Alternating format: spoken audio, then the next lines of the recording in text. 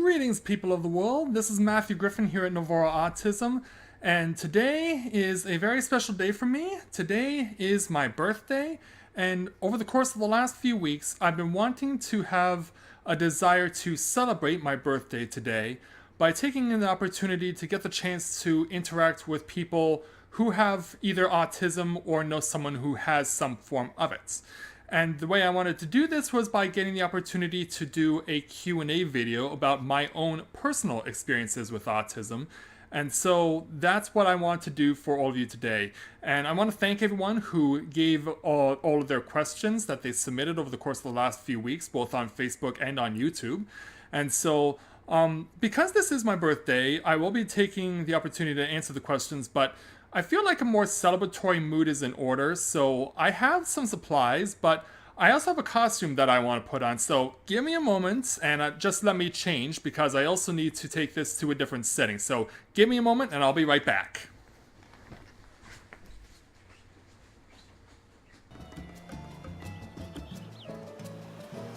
Okay, there we go. Yeah, this is the outfit that I wanted to change into, so to speak. This is my first avatar from the PlayStation 3 video game Final Fantasy XIV, A Realm Reborn.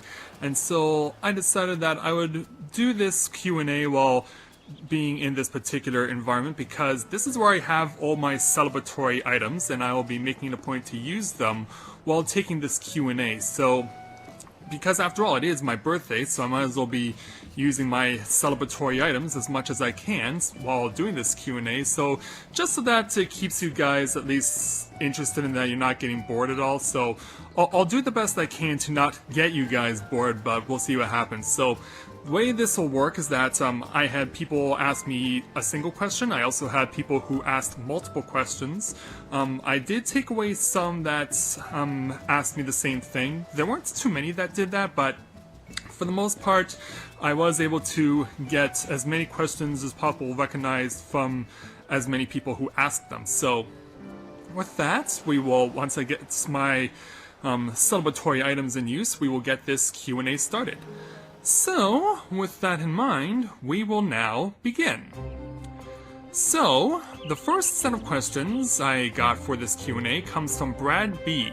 And his first question is, what exactly is autism? So yeah, this is a person who has been watching my YouTube videos as of late and has taken an interest to them. And I guess he wants to know what exactly autism is all about. So I guess he's going to look for an interpretation on it based on my own experiences. Basically, what I know about autism is that it is multifaceted, but the main things that are centered around it are difficulties with social interaction, in that a lot of us who have autism, and in my particular case Asperger's syndrome, which is a variation of autism, is we are very challenged as far as interacting socially. We have a lot of difficulty recognizing various things that people who don't have autism are doing, as far as the way they speak, their body movements, eye movements, that sort of thing, or the way that their tone of voice is. So in that regard, in that aspect, we have a lot of challenges in recognizing that sort of thing. And also, we often do things that people without autism would not normally do. We do things with various items or objects that are of interest or are appealing to us, but really do not appeal to anyone because they think it's just too weird. In my instance, among the various things I've done is that, as far as my unusual ways of doing things, like I've had obsessions with like designs of mazes, the way that the city skyline photos look, and interpreting them, and interpretations of various maps like atlases, road maps, topography. Also taken a great interest as far as getting into watching international TV, because In my experience, I actually find it more interesting than TV that originates from North America, because of the fact that I feel like I learn more things by watching international TV as opposed to watching TV from North America. And so that's just scratching the surface, but in that regard, that's my experience with autism, and that's could be a way for other people to interpret it as well. I've just given us some of the definitions that I know through personal experience, but of course there are a lot more. You would obviously have to do some research for yourself as well to find out information. So his next question asked, is autism connected or similar to mental retardation? And I know that people who are watching right now probably are throwing up red flags, but I have no problem answering this question because in actuality, people with autism are actually more intelligent than people who are considered retarded. I'm trying to not sound offensive here, but yeah, if you've ever looked at a lot of reports in articles about people who have autism, we're known to be very gifted from a mental standpoint. We take a great deal of passion in various educational subjects, and we will just completely fixate ourselves on that sort of thing. Like in my instance, my real fixations have been my love for math, my love for geography, and my love for history as well. And I'm also very much a hobbyist as far as anthropology is concerned. It ties back into my interest of maps and just poring over them for hours on end. And so that's a way that it can be considered, autism can be considered different. Yeah, I'm trying not to sound offensive, but I'm just trying to answer the question as best as I possibly can. So the next question they ask is, do other members of your family have autism? Well, as far as I know, no one else in my family has autism. So, from personal experience, I don't know anyone who does. I do not believe anyone else in my family does. I believe I'm the only one who has a form of autism. And the final question is, will you be playing more games on YouTube in a blind format? Now, he's referring to the fact that I'm currently playing a video game on YouTube, The Legend of Dragoon, that I am playing for the first time ever and recording what I'm doing on that game. So he's asking if I'm going to be doing more of that. As far as immediate future, I would say no, but there are a few games that I've gotten in recent weeks that I would probably want to take for doing blind Let's Plays on. Two of them I mentioned I got at Fan Expo in Toronto a few weeks ago. They wouldn't be completely blind because I have played through the initial portions of those games, which are like the tutorial modes of the game, how you control the game and how you control the character. But beyond that, I have not yet played any further into those games, so as far as that's concerned, I still don't know what to expect or what I should be expecting, but I think I could do those two games as far as what I've done, it could be done as blind. Also as well, I've been asked quite a bit from people who play this game, Final Fantasy XIV or Realm Reborn, if I'm planning on buying a PS4, a PlayStation 4. And you know what? That is actually something I'm planning on doing, but I want to wait until I can see if I want to wait until the end of November for when Black Friday comes around to see if I can get a really good deal on PS4. Because if that's the case, I want to see if I could also do a blind Let's Play of the game that everyone is raving about right now for the PS4, and that is Destiny.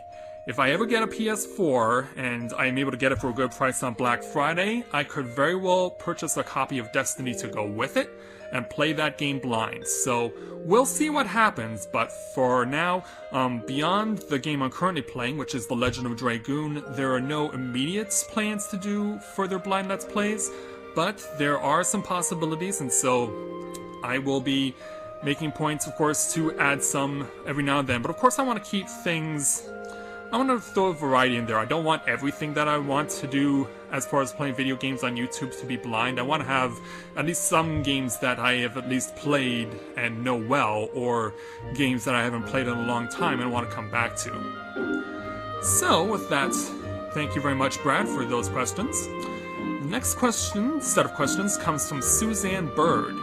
And she wants to know, first of all, when did you get diagnosed with Asperger's syndrome? Well, I actually remember very vividly when I was diagnosed. It was on Friday, October 15th, 1993, at McMaster University Children's Hospital in Hamilton, Ontario.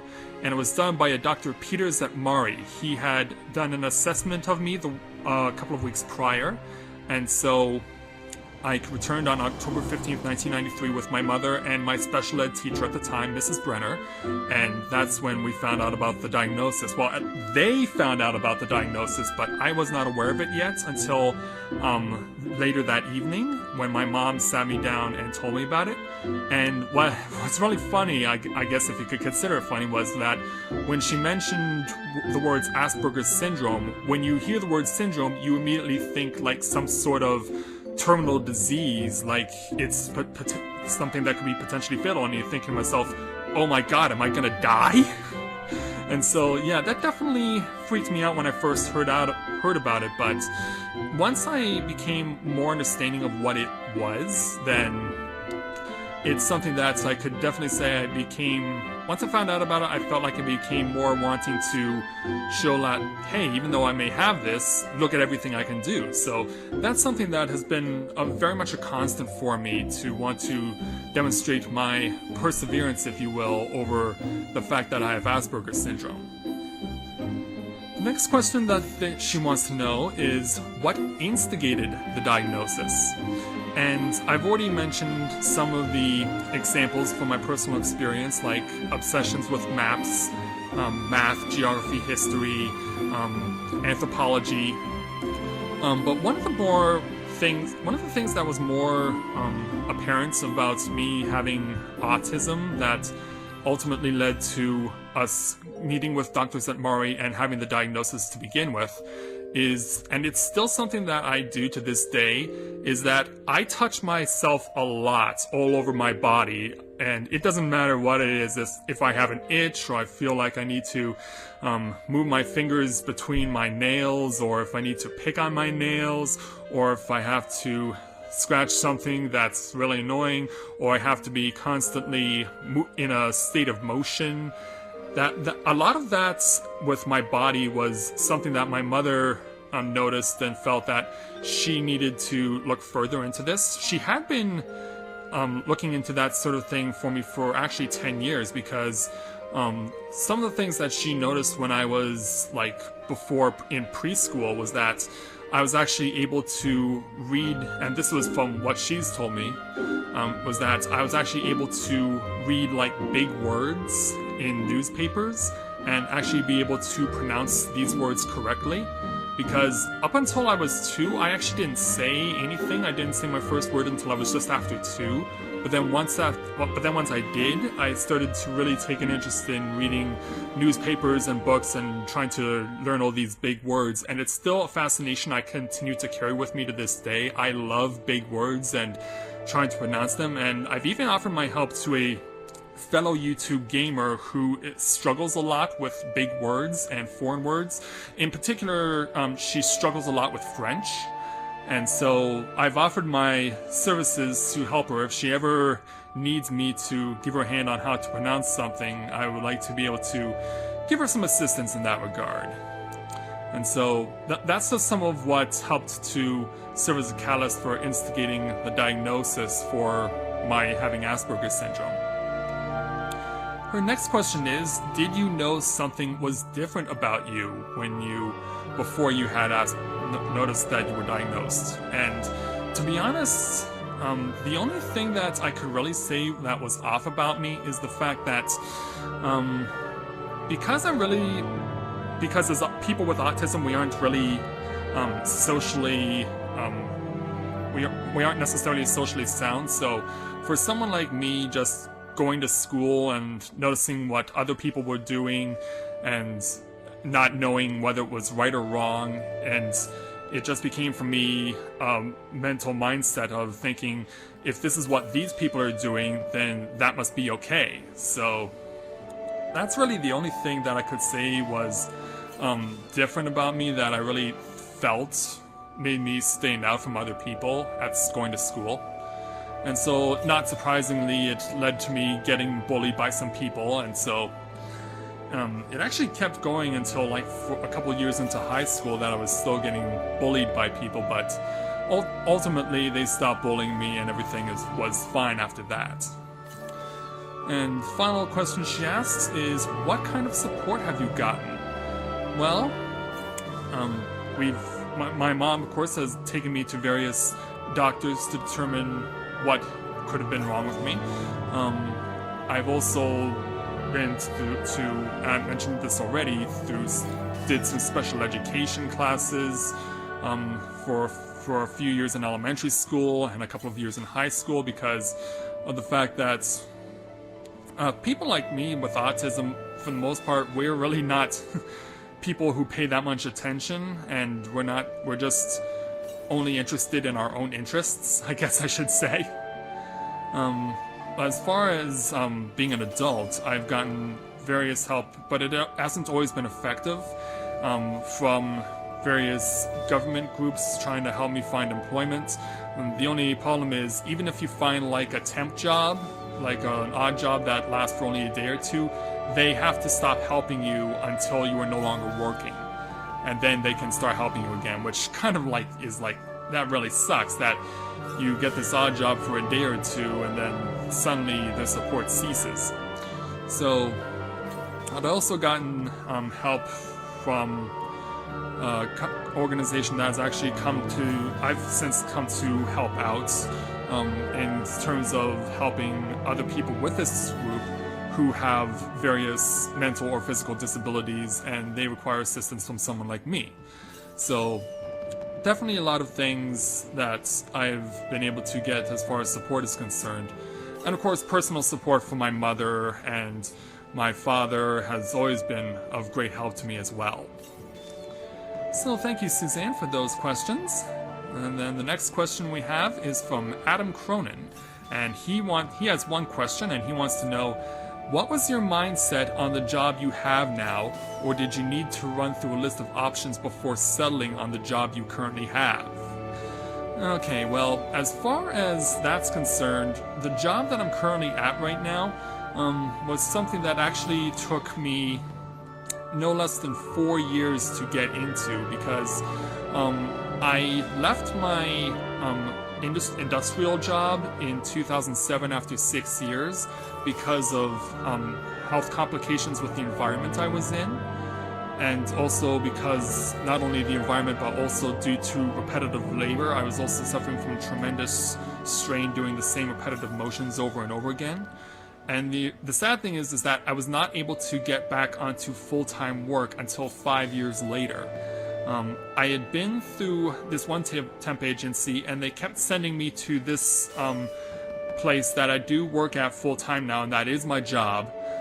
They sent me there on various occasions for 4 years, but the company that I went to never took me on full-time until 2 years ago.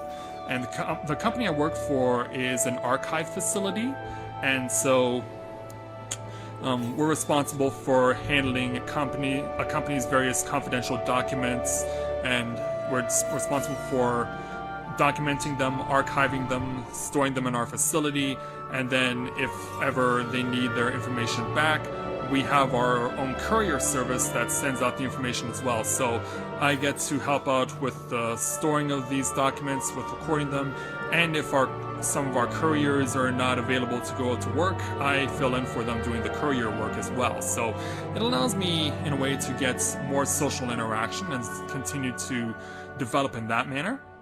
But as far as I said, I was out of full-time work for 5 years, and pretty much when you're in that situation, you cannot be necessarily resting on your laurels. You pretty much have to take whatever you can find and hope that the people who you're working with see enough in you and think highly enough of you that they'll want to take you on full time.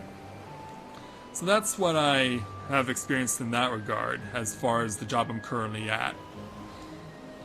So thank you, Adam, for that question. The next question comes from Edwin Tellez, and he wants to know what inspired you to become a YouTube gamer. Well, this one's a bit of a long story, but I'll try and keep it as brief as possible. How I became a YouTube gamer actually started 2 years before I became a YouTube gamer, and it wasn't until 2 years ago that I noticed that people actually played video games in their entirety on YouTube. Like, I'd seen videos before where people were trying to get the highest possible score on an arcade game or a pinball game, but beyond that, I had never actually seen people playing video games in their entirety on YouTube until 2 years ago. And until that point, I really didn't pay much attention to YouTube at all. It was something I never really took that much attention towards.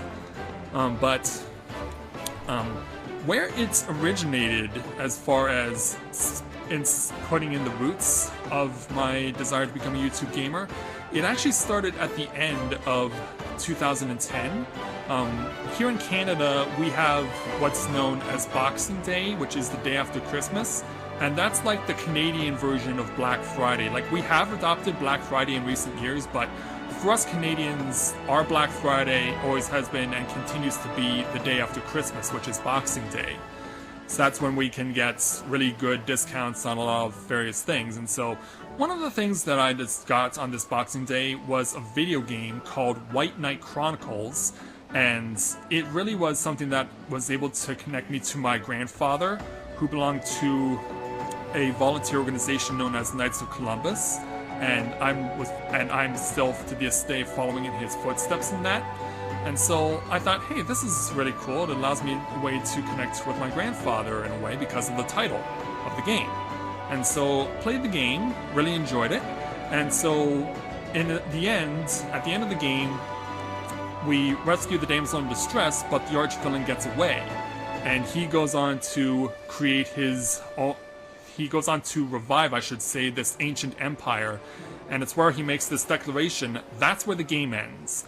And so they pretty much left you in suspense, and it pretty much ensured that there would be a sequel, because the story would have to continue in the second White Knight Chronicles. The thing was, I had to wait until 2011 to buy myself a copy, and where I bought my copy was on an actual Black Friday in 2011. And this one actually, when I went to go buy the copy of White Knight Chronicles 2, it was actually in Baltimore when I did this, because I was in Baltimore the night prior to watch the third of the American Thanksgiving football games. And the Baltimore Ravens are my favorite team in the NFL, which I know to a lot of people who, of course, are familiar with the incident with Ray Rice. He was with the Ravens, we know, and we're not going to hide that or deny that, but it doesn't dissuade me as far as my loyalty towards the Ravens. I'm still a big fan of them, and I always will be. But yeah, went to the game. Ravens won the game. Really enjoyed myself being there in Baltimore. And then the next day on Black Friday, I purchased a copy of White Knight Chronicles 2. Now, I should point out, as part of the process of the game in White Knight Chronicles, as far as the title The White Knight is concerned, what the White Knight is that it's a special power that allows you to transform into this massive armored titan. It's kind of like a medieval version of Ultraman. If you're familiar with the Japanese superhero Ultraman, it's kind of like a medieval version of that. And so, during the course of the game, as I went on, every one of the main characters gets their own knight's power that allows them to turn into their own respective armored titans. But you also get the opportunity to create your own character, your own avatar, who can be a playable character, but he or she doesn't really get to make an impact until late in the game in White Knight Chronicles 2, when a quest becomes available that you can get your own knight's power. And once I became aware of this, I actually felt that I was compelled to want to create my own knight based on my grandfather and his service to the Knights of Columbus. And so that's what I decided to do, and I would show this off on YouTube. And so in the few months prior to that, I was back on YouTube, and I started to see various people actually playing video games in their entirety. Well, I should say in the most part, but yeah, in November I made my YouTube debut by showing off the video of my creation of my own knight from White Knight Chronicles 2, which was dedicated to my grandfather. But then, after that, and into the months leading before that, the first YouTube gamer that I came across who played video games in their entirety was a guy by the name of Realm Reborn. And this guy, he has really impressive video game skills, but he doesn't use them effectively or to their full potential. And I noticed this not long after starting to watch him, because he's a really funny guy, but he has a real issue with wanting to finish video games. In fact, this became a very contentious issue for me for watching this guy, because I really got frustrated by his lack of desire to finish the video games that he played, because he would always come up with a laundry list of excuses as to why he wasn't going to finish them. In fact, he made his YouTube debut 5 years ago, and he still has not finished every video game that he first started all the way back then, which kind of gives you an idea of just how lazy he is. As skilled of a gamer as he is, and as funny as he is incredibly lazy, and that became a really contentious issue for me for watching this guy, and I was not afraid to express my opinion on his laziness. So while becoming getting an opportunity to create this video on YouTube to dedicate to my grandfather and having the character in White Knight Chronicles based on him, it really was the lack of desire to see something through to the end from Realm Reborn that really compelled me to become a YouTube gamer. It really spurred that desire to do so. I really felt that I wanted to do what he refused to do, or simply had a lack of desire to do, and that was to win the games that I played. For me, it has not been, or it really has been, an issue as far as terms of support, quality of the video, or quality of my narration or my commentary. The first priority for me as a YouTube gamer has always been and always will be beat the game. That's always what has been my priority one, because I always want to separate myself from what Realm Reborn was, and to this day still is. So, even though I haven't gotten the support I hoped I would, I still take great pride in knowing that I can take satisfaction in that I've completed every game that I've played, and he still hasn't after over 5 years. And that's how it's going to continue to be. And I really won't be able to bury the hatchet with Realm Reborn until he has finished every single game that he's played. But, as said before, I still take great pride in what I've accomplished here on YouTube.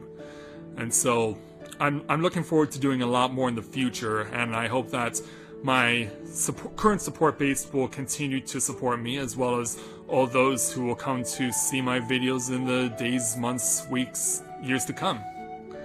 So thanks, Edwin, for that question.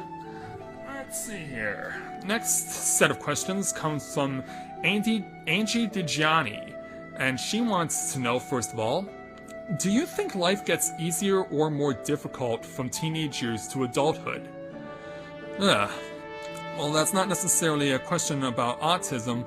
I really never noticed that much as far as things getting easier or more difficult. As far as finding employment was concerned when I was a teenager, it was quite a challenge, and it took me quite a few months to actually find a part-time job. And then after I graduated from high school, it took almost a full year to find a full-time job. So it was definitely not an easy experience to have, but that's really the only major hurdle I've had to experience in my transition from teenage years to adulthood. And so that's also pretty much answered the second part of her question, what I thought could be easier or more difficult. The next question she wants to know is, what are you most proud of? Well, I can say that what I'm most proud of is the volunteer work that I've done throughout the years because, as I mentioned before, I'm following in the footsteps of my grandfather who was involved with the Knights of Columbus for over 40 years before he passed away in 2008. And so I take great pride in the fact that I get to follow in his footsteps because he was, even though he was never like in charge of anything with the Knights, he was very much respected for his work ethic and for his determination and his resilience. Even as he got into his 70s and his 80s, he still was able to do things that a lot of people would not have been willing to do. And so to follow in his footsteps is something that I take great pride in. And next thing, finally, she wants to know, what do you want to do in the future that you haven't done yet? Oh, I have a lot of things that I could say in that regard. As far as that's concerned, what I want to do in the future that I haven't done yet, I really like to travel. There are cities on my bucket list that I have checked off. But there are still some that I have not yet checked off, including London, Tokyo, Rome, Stockholm, Cape Town, and Melbourne, Australia. Those are the cities that I really want to visit that are on my bucket list that I haven't visited yet. Also, on a little more the weirder side, if you could call it, I want to know what it's like to dress in drag. I've never done that yet, but it's something that I actually want to experience because I don't know, it just seems like something that I really could do if I'm able to find the right look for it. It would definitely be a challenge, of course, because I am a pretty tall person. I'm just a shade under 6'4", but nonetheless, it would be something for me to do that I haven't done yet, to dress in drag and know what that feels like. And finally, as far as what I want to do that I haven't done yet, I want to do base jumping. I know that's an adrenaline thing, and for a long time I've always had a fear of heights. But one way that I really want to get over that fear of heights is by doing base jumping. Because I watched it on videos where these guys are wearing like these enhanced versions of skydiving suits.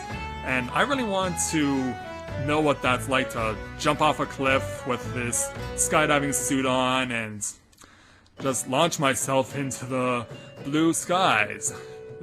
That's something that I really want to do as well that I haven't done yet. So, thanks, Angie, for those questions. The next question comes from James McHugh, and he wants to know, do you find yourself challenged in relationships? And if so, how?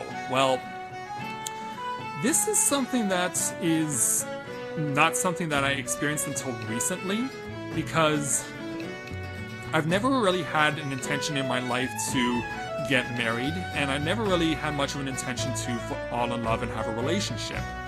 But a couple of months ago, playing this game, Final Fantasy XIV or Realm Reborn, a young lady that I've been playing with, her character's avatar goes by the name of Lalanzo Zada, and we did a lot of various challenges together in the game. And then one day she pulled me aside and she wanted to know, she asked me, do you think we're close? And that's when it dawned on me, like, oh wow, she's crushing on me. She's got a crush on me. And I was like, wow, I couldn't believe it. So once she told me about this and once she admitted to it, I was like, wow, like if you're having a crush on me, I will not say no. And so I really felt at that point and in the days that followed that I really was starting to fall in love with her, and so that we really did a lot together because she needed a lot of help with various challenges that she was doing, and she would always come to me for that sort of thing. And so we really worked together really well, and we just had some incredible experiences. But her major knock was that as she was also wanted to help a lot of people as well, and she did that very well. But the problem was that she actually, and I'm not a doctor so I can't give a proper diagnosis, but she actually exhibited some behaviors playing the game outside of actual challenges that would be considered autistic, where she would like see people doing something that would really set her off and send her on a prolonged tirade.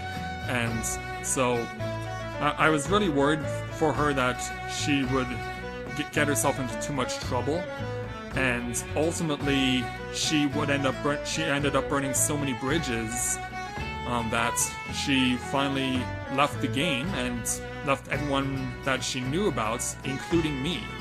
And so while I've wanted to try and stay in contact with her, she's basically decided to break off the relationship. The last message that I got from her, after I told her I still want to maintain the friendship we have, I still believe that it's very strong, and I still believe in what we have done together. And the last message she sent me was, "You were fine without me before you knew me, you'll be fine without me now." And so that was it. That was the breakup, basically. So I couldn't necessarily say as far as being challenged as far as a relationship directly, but more in the sense that the young lady I was in a relationship with happened to be someone who just created so much friction with other people that she ultimately lost her desire to continue playing on in this game, and she abandoned it, and she left me as well. So as far as relationship challenges are concerned, that's pretty much as far as I've been able to know. But I'm hoping one day I'll get to see her again, that she'll swallow her pride and she'll come back to me, because even though, of course, I don't intend to marry, but would it be nice to see just how strong of a love the two of us could have had. That would have been nice to have had that kind of experience, and I hope that it will come again. So thanks, James, for that question. Next question comes from Marie Burns, and she wants to know, what have your experiences been with a death in the family, because we will soon have this experience, and I don't know how I would be able to help my child understand. Now, this was a question that I actually answered prior to this video, directly to Marie, because I didn't know when this death in the family was going to occur, obviously, but I wanted her to have some sort of response before I posted this video. So basically what I told her was that as far as my experiences, as far as the death in the family is concerned, from an emotional standpoint, I've never really been distraught necessarily, because all the deaths in my family that I've experienced have been from my grandparents and who was at the time my sole surviving great-grandparent, and it's the latter who was the first person in my family to die while I was alive, to my recollection. And she died at age 94 in 1991, and she lived in the same town as my family did, and so we went to spend a lot of time with her, and she was a very nice lady and very much a wonderful person to be around. And so it was sad that she died, but as far as emotionally is concerned, that was something I never really was concerned about, because we knew that it would happen eventually, and that I think probably one of the things that's really has lessened my fear about seeing someone pass away, or being worried about seeing someone pass away, is the fact that, of course, back in the day, there were a lot of old school cartoons, and of course, those cartoons would feature, some of them would feature characters dying. And so it wasn't necessarily something that's... I think watching those old school cartoons really took away a lot of the fear, a lot of the emotional concern for seeing family members die. Now, at least that's what I have experienced personally. So as far as advice, as far as how to handle a death in the family, I really don't know that I could offer any, but I wanted to at least answer the question so I could offer my own experience on it and how it affected me. So thank you very much, Marie, for that question. And let's see here. We'll move down the list. Alright. Next question we have is from Samantha Gill, and she wants to know, did you have problems with controlling your anger?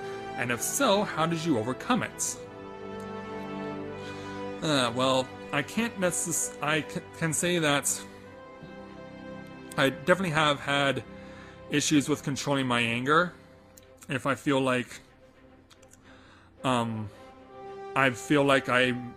trying to explain something to someone and they either don't take me seriously or they don't understand what I'm saying, or I have had a very vivid instance where I was playing like softball as a kid and I was on deck and the person behind me swiped my helmet, my teammate, and I actually chased after him with the bat I was carrying, and I struck him, but I was in such a rage I wasn't even aware that I struck him. Like, it was a little blurred to me. I went after him with the bat, but I don't actually remember striking him with the bat. And so, as far as controlling my anger, that is something that has definitely was a problem for me, especially when I was younger. But as far as now is concerned, I really can't say that I get all that upset. Likely because a lot of the things that I hear about or see about are things that, as far as negative connotations are concerned, are things that happen on a regular basis. So, as far as anger is concerned, I cannot necessarily say that I don't really get mad in that regard, because you watch in the news all the time and we pretty much know what's going to happen. So, and when it's going to show up in the newscast. So I've pretty much come to a point in my life where stuff like that doesn't really bother me, and it doesn't make me mad at all because I'm so used to hearing about it, which I know must sound really cold and really bad, but as a person with autism, it's just not something that I get emotional about because I'm just so accustomed to hearing about it. Yeah, of course I feel bad for the people, absolutely. But as far as an emotional response is concerned, or as far as getting angry is concerned, that's just something that doesn't happen to me anymore. So thank you, Samantha, for that question. The next question comes from Ruth Pendergast, and she wants to know, how do you turn personal liabilities into assets? For example, how do you turn a tendency to overanalyze a situation into a positive attribute? Well, I guess in my personal experience, being someone who has Asperger's syndrome, obviously people would consider a liability because it is recognized officially as a disability, but I have mentioned before turning it into an asset by the volunteer work that I've done, by getting respect from my coworkers at my job, and also as well wanting to do things like this YouTube channel where I get to play various video games for the most part, and where I get to do what I can to show that I am overcoming my personal adversities by doing the commentary on these games as I'm playing them. So that's definitely how I've turned my personal liability as someone being a person who has autism into an asset. So thanks, Ruth, for that question. The next question comes from Lisa Martin, and she wants to know, what assumptions have people wrongly made about you because of Asperger's syndrome? This one's a bit of a tricky one because I really wouldn't know how to answer this question. I think it's probably because, obviously, people in the past, as I mentioned before, I've been bullied before, so people would think that and of course, they didn't know about me having Asperger's syndrome until I was 12 years old. So for a number of years, a lot of people, because of the way that I observed people and their social interactions and thinking that was acceptable to do, obviously, people have made assumptions that I'm stupid. And that probably really shouldn't surprise anyone at all, but I would point it out because of the fact that it is true. But it as I mentioned before, it's something that's faded away as a couple of years into high school, so people really don't make any wrong assumptions about me anymore as far as having Asperger's syndrome is concerned. So thanks, Lisa, for asking that question. Alright, the next set of questions, and this is actually quite a long list, comes from Rebecca Luton. And she wants to know, do you suffer from anxiety? And if so, how has anything helped you overcome it? As far as anxiety is concerned, probably like panic attacks or something, those only have really happened when I feel like I've done something wrong and I could get into a lot of trouble for it. And so I always fear, if I've done this thing and it's really bad, how bad is the reaction going to come from other people? And so my anxiety doesn't really go away until I pretty much have gotten assurance from the other person that it's not a big deal, don't worry about it, you'll be fine. So that's pretty much my experience with anxiety. Next, she wants to know, what do you want to change in your life and what stops you from changing it? Well, I think it's probably the biggest thing as far as that is concerned is obviously bringing awareness to the fact that I have Asperger's syndrome and wanting to show the various ways that I have demonstrated to overcome it, because the biggest challenge as far as social media is concerned, I put my name into various forums on Facebook that deal with Asperger's syndrome and autism, and when I want to ask for support or assistance from other people who are on these forums who either have autism or Asperger's syndrome, I've actually gotten a lot of negative feedback and hostility from administrators of these forums, so much to the point where I've actually been kicked out of some forums for asking for support because I broke the forum rules. And it's something that I've really noticed, and it's really a shame, because for all that I've done as far as wanting to show perseverance over autism and Asperger's syndrome, it seems like the prevailing perception is that rather than wanting to break free from the stereotypes of autism and Asperger's syndrome, it seems that a lot of people who run these autism and Asperger's syndrome forums on Facebook would rather choose to reinforce the stereotypes rather than demonstrate overcoming them. So that's something that I felt has really held me back as far as the growth of this YouTube channel, because there is so much that I want to do and so much that I want to prove, but it's getting the right people who care enough and are interested enough to want to see what I am doing. That's always been the challenge, especially with my fellow Aspies and my fellow autistics, because you figure if we have this common bond, we would at least be able to demonstrate that support towards each other, but for the most part, that has not been the case, and I really wish it wasn't, because there's a person who I met who has Asperger's syndrome, and he has this video on YouTube, and he promotes it like crazy. He's got thousands of views on it of him showing off his musical talents.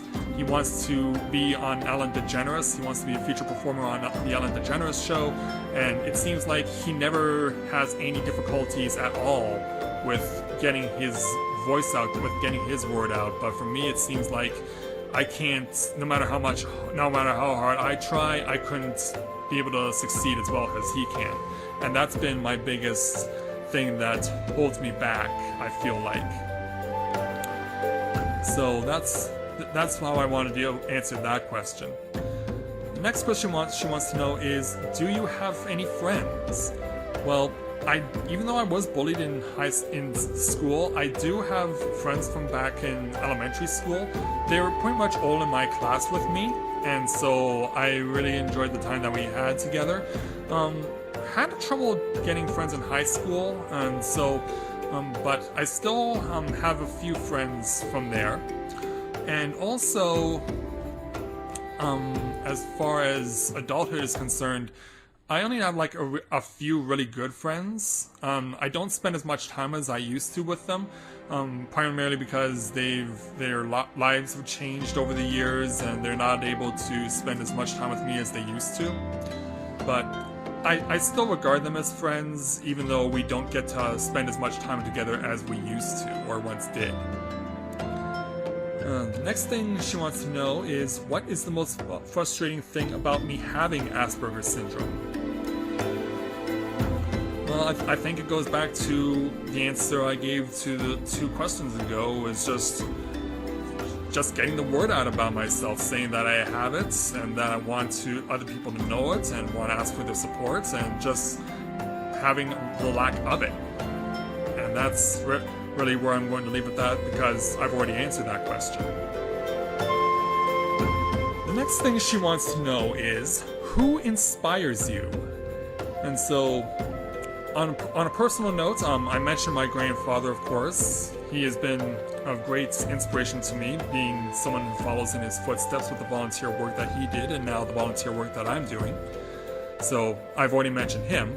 Another person I feel really inspires me would actually be, and this is hard to believe, Nelson Mandela really inspires me because of everything that he did, because of the apartheid that was going on in South Africa at the time, that he spent all those years in prison, and that once he got out, he was able to overcome even more adversity and become the president of South Africa. And what's really, I'm going to put this out there because, of course, Mandela was released from prison not when I was still a child, and for quite a long time, right up until about the mid-90s, I had Nelson Mandela all wrong because of the newscasts that were going on, that were coming from South Africa, that there was a lot of conflict going on, there was a lot of armed conflict taking place, and this was at about the time that there were a lot of dictators in Africa. There was, of course, guys like Muammar Gaddafi in Libya, and there was the genocide in Rwanda in 1993. So when I heard about all these news reports coming from South Africa, and I hear Nelson Mandela's name, I actually had misinterpreted him and mistook him for one of these African dictators, an African warlord, and that's really what I thought he was. It wasn't until the mid-90s when I was watching the Rugby World Cup, which was taking place in South Africa, that I started to see who he really was.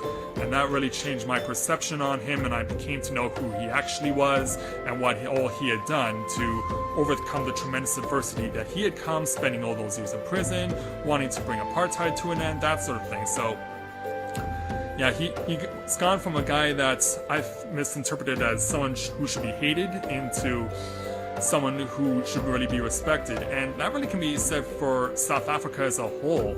I mean, it's gone from, in the manner of a generation, one of the world's most hated countries to one of the world's most loved countries. And so, in terms of inspiration, I can attribute a lot of that to my grandfather and to Nelson Mandela. Next question she wants to know is, what do people do or say that really annoys you? Well, I've already mentioned Realm Reborn and his lack of desire to finish the games that he has played on YouTube. I've also would say that another thing that really annoys me is that when I want to get an answer from someone about a question that I have, and it doesn't really answer the question, it doesn't give me a definitive answer. Like, at my job, we have a lot of issues with our computers and our technology, and this has been going on for 1.5 years, but it's never been completely resolved. So as far as that's concerned, it's been a real struggle to really stay with it. I mean, I'm not going to quit my job because, as I mentioned before, it took me nearly 5 years to get it, but at the same time, it's really a frustration to know that we have all these issues with our computers and there's really no desire to resolve them. And another thing that people do or say that really annoys me, this is actually something that is connected to another question that I'll answer later on. So I'll leave it at that. And then her next question is, do you feel in control of your life and your choices, or do your parents try to control you? Well, my parents have never, of course, growing up, of course, they had control, but in my adult life, I really can say that a lot of things, and virtually everything that I've done, has been because I've chosen to do it. And so I have really no regrets about what I've done, what I've accomplished, and I can say that I've done a lot of things in my adult life without needing to have my parents say, hey, you need to do this or you need to do that. So I do feel that I am in control of my life in that regard. And next question is, what was school like for you? And I mentioned, of course, experiences being bullied, and also really having the opportunity to just be...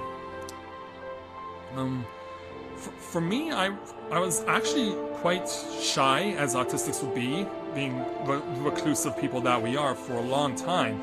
And it really wasn't until high school that I had done extracurricular activities in elementary school, but it really wasn't until high school that I started to want to, because at that time I had already known that I had Asperger's syndrome, so I just wanted to do whatever I could as far as extracurriculars were concerned to try and shake off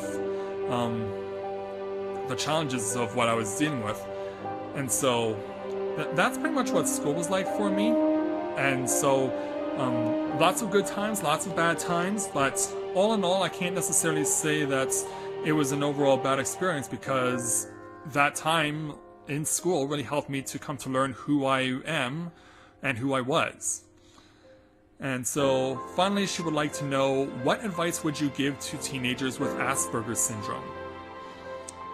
Well, I would probably say that in terms of my own personal experience, we like to think that we have everything laid out the way we want to do it, the way we feel like we need to do it.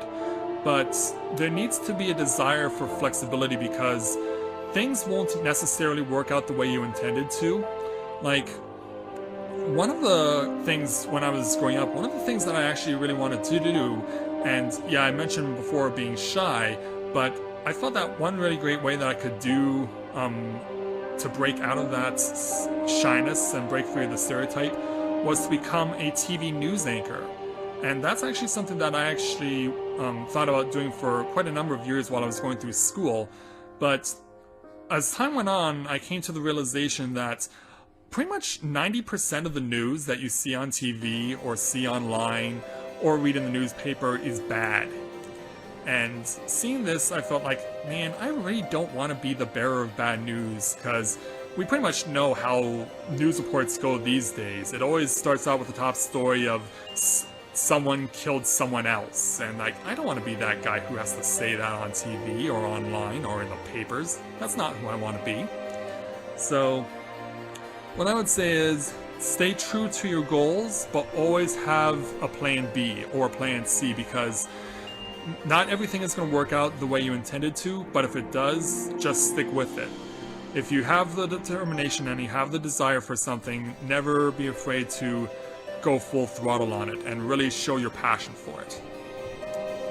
So thank you, Rebecca, for those questions, because yeah, that was like 9 different questions she gave me, but I hope I have answered everything satisfactorily.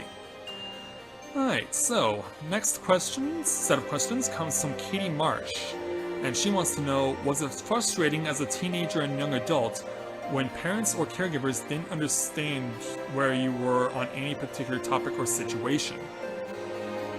In fact, yeah, I can say that a lot when I was growing up, that a lot of times when I was trying to demonstrate to my mom that I was being serious, if I felt like I was being punished, or if I was getting into trouble for something, and that I felt like I really should not be taking the punishment here because I really don't feel like I'm at fault. Like, when I was trying to be serious, there would be a lot of times when I would explain myself or show to my mom how much serious I was and how I felt about it, and she actually would just brush it aside and laugh because she thought it was so funny to her that I was trying to be serious like this. And so, yeah, there were quite a number of instances where I was trying to be serious with her, and she would just laugh about me trying to be serious with her. But that's come and gone now, so we're on much better terms in that regard, as far as me trying to explain things that are very serious. And the also thing she wants to know is, what is the most difficult thing you find with dealing with others who don't understand Asperger's syndrome? Well, obviously, I've already answered this question as far as young experience is concerned, but as far as an adult, I really cannot say that I've had an issue with people understanding the fact that I have Asperger's syndrome. I usually do not explain to people that I have Asperger's syndrome unless I feel like it's absolutely necessary to do so. But if I do explain it, they are very accommodating and understanding of that. So, as far as being a child is concerned, obviously experiences with bullying, but these days not so much, and I feel like people are a lot more understanding and accommodating. So thank you, Katie, for those questions. And the next set of questions comes from Marsha Kazi, and she wants to know, did you have problems caring about your personal hygiene when you were a teen, and if so, how did you overcome it? I'm guessing she has a teenager who has Asperger's syndrome, who's not all that good on their hygiene. Well, as far as that's concerned, I've never really had issues with personal hygiene as far as taking a shower or cleaning out my ears or going to the washroom, that sort of thing. Like, as far as that's concerned, I'm very meticulous, but if the only way I could say that I'm really lacking in terms of personal hygiene is brushing my teeth, because I do not do it that often. And I actually, because I mentioned it took me 5 years to find full-time work, in all that time and since then, I haven't been to a dentist.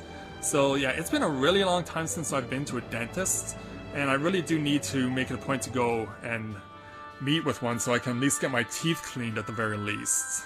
But of course, I know that it's not a permanent solution to brushing your teeth and that sort of thing, so yeah, it's something I do not typically do, but I really should, because yeah, I don't want to be wearing dentures by the time I turn 40.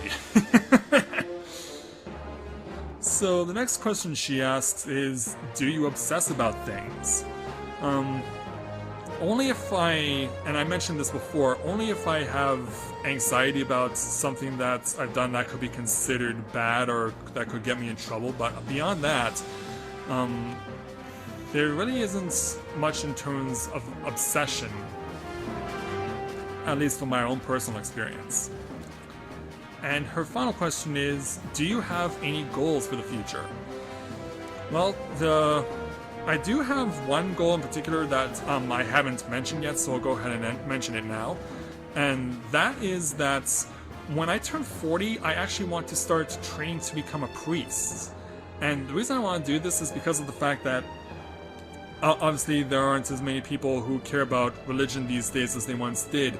But for me, I really feel like it is very important to do that, to have religious belief, because of the fact that it's something that I can say is something that's very strong, that connects me to my parents, my grandparents, and my ancestors, because nearly every one of us here in the Americas, our ancestors did not originate here. They originated from another part of the world, and when they came to this part of the world, they brought everything that they had with them, and they sacrificed everything that they ever knew, loved, or hated, and that included their religious beliefs. And so I feel like to become a priest would be a very strong statement as a way of showing that I care enough about what my parents believed in, what my grandparents believed in, and what my ancestors believed in.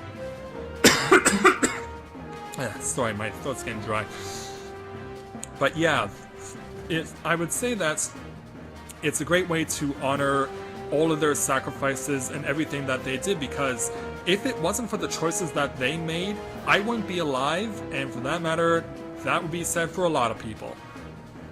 So I feel really strongly about this, and it's really what I want to do to show people that this is what our families that came before us, this is what they did as far as making these sacrifices and showing what they believed in. So I feel like that's what I can best do to do the same. Okay, so yeah, just took some water there, and so hopefully I can get through the remaining questions. Alright, the next question comes from Sophie Genevieve Bonneval, and she wants to know, what are your interests? Well, obviously you're looking at one of them right now, playing video games and broadcasting and uploading my work onto YouTube. I've also mentioned before my love of math, geography, history, anthropology, and also as well my love of sports as well. My mother really got me into taking an interest in sports like when I was 2 years old, when the Summer Olympics were going on in 1984 in Los Angeles.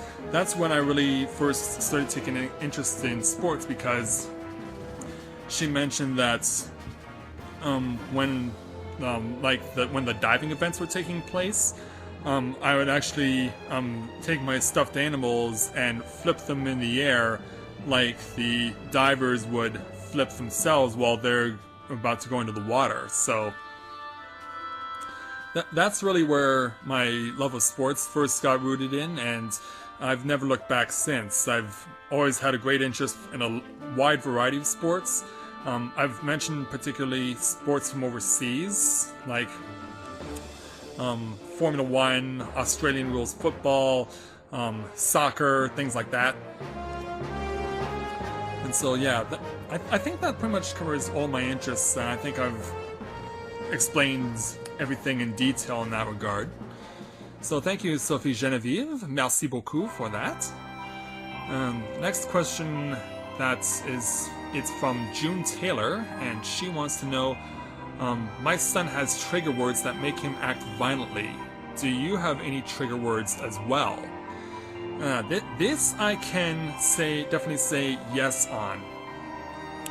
And this can be rooted to my sister, to my younger sister, because she was, for a long time, very negative towards me, and she had a real tendency to act out angrily towards me. If I was trying to enjoy myself or be happy, I always had to put up with her being really mad or angry at me, and she didn't even need a reason for it. She would just find a reason to get mad at me and would go on prolonged tirades to demonstrate this. But as far as trigger words are concerned, my sister definitely had her three little words, as it were, that allowed her to slip out of taking any responsibility for any actions that she did. If everyone got in trouble, she would always slip out of it by using her three little words, and it was basically her get out of jail free card. She would always use the three-line combination of, "I'm just saying." And whenever she did that, that pretty much absolved any responsibility that she would be taking for getting into trouble, and she never had to worry about it. All she had to do was just use those three little words, and boom, no responsibility taken whatsoever. And that always made me mad, that it basically allowed her to show that she didn't have to take any responsibility for anything that she was doing, and that she knew that as long as she always had that in her back pocket, she was always going to get off scot-free. So that was definitely my trigger as far as my sister is concerned. But as far as others, that would be it. That would really be the only trigger that I've had as far as my own personal experience is concerned. So thank you, June, for that question. The next set of questions is from Iman Taylor, and she wants to know, the first question I've already pretty much answered already. Her second question is, when did you start thinking about a career and what you wanted to do when you graduated? Well, this was, I guess I can reiterate this one, about wanting to grow up to be a TV news anchor, but then realizing that I didn't want to be the guy who was talking about all the bad things that were going on in the world. And so, as far as career is concerned, when I graduated, I really didn't think about it after I did graduate.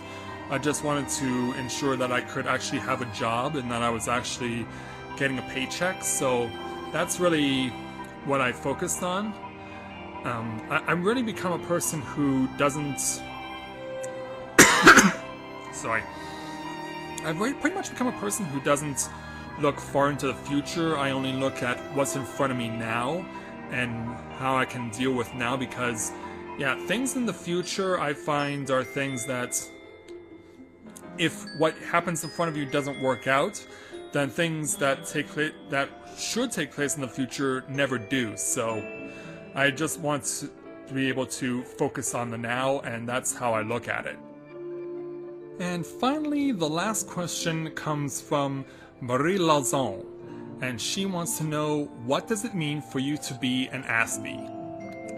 Well, for me, Marie, I would have to say that from my own personal experience, and I have mentioned this before, that for me it's about wanting to demonstrate perseverance over adversity. Knowing that I may be someone who's recognized with a disability, but that doesn't stop me from being a person and wanting to show that I can be on equal ground with other people. This I've been able to demonstrate through the work that I've done, through the volunteer work that I've done, the paid work that I've done, and wanting to do things like this YouTube channel where I can say, hey, I may have autism, I may have Asperger's syndrome, but I'm not going to let that stop me from wanting to show that I can persevere over it. That's always been my personal desire to do ever since I found out about it. And so I'll never stop doing that until the day I die. I feel like I owe it to myself and to other people who have it to show that even though we have this thing that afflicts us, it doesn't stop us. It's not an obstacle or a barrier, that we can actually prove ourselves as people in society who are capable of functioning just like anyone else. And so that's what it means for me to be an Aspie. So thank you very much, Marie, for asking me that question. And so that is the list there, ladies and gentlemen. So I want to thank everyone for all the questions that were submitted over the course of this Q&A video, and I hope that your question got recognized and that any questions you may have had are answered successfully. If there are any questions that I did not answer on this video, then please, by all means, post them in the comments, and I will do everything I can to answer those questions. But for now, I think we'll bring this Q&A video to a close as we just keep the celebration going. I mean, after all, it is my birthday, so I might as well be celebrating. So thank you everyone for watching this special Q&A video on my 33rd birthday, and I hope that I'll be seeing all of you again in the future, and that you'll be able to tell people about this video and the experiences that I've had, and that you'll continue to stick with me in the future, because that would be greatly appreciated. So thank you very much for watching, and until next time everyone, this is Matthew at Novaura Autism saying take care, and I'll see you soon.